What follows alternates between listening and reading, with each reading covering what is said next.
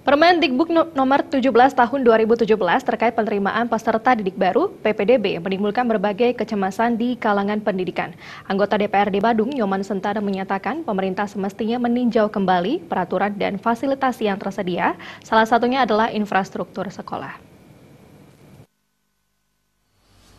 Anggota DPRD Badung, Nyoman Sentana, menyatakan peraturan terkait PPDB menimbulkan berbagai kecemasan baik di kalangan peserta didik maupun orang tua peserta didik. Dalam hal ini, pemerintah semestinya meninjau situasi di dunia pendidikan dan infrastruktur sekolah adalah salah satunya.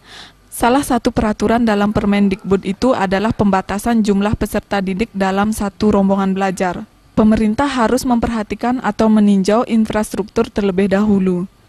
Dampaknya, banyak siswa tidak bisa bersekolah karena jumlah siswa dalam kelas dibatasi. Nasib siswa harus benar-benar diperhatikan. Selain itu, dalam PPDB berbagai aspek lainnya harus diperhatikan demi keberlangsungan pendidikan anak-anak bangsa.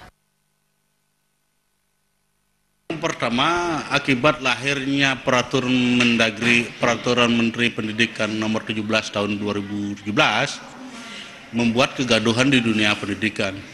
Ini tidak terjadi di Bali aja, apalagi di Badung. Ini terjadi di seluruh Indonesia. Jadi yang pertama peraturan itu yang memuat tentang tidak bolehnya kelas melebihi daripada 36. Tidak boleh sekolah untuk memberikan pembelajaran 2 shift pagi dan sore. Nah, kemudian di satu sisi sekarang sekolah swasta sudah tidak bisa menampung. Nah, ada beberapa murid yang tidak bisa sekolah di negeri, tidak bisa sekolah di swasta.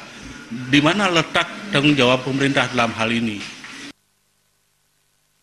Lebih lanjut, Nyoman Sentana menyatakan kesiapan dan kemampuan tenaga pendidik juga harus diperhatikan demi kualitas pendidikan yang lebih baik. Desa Aryani, Bali TV.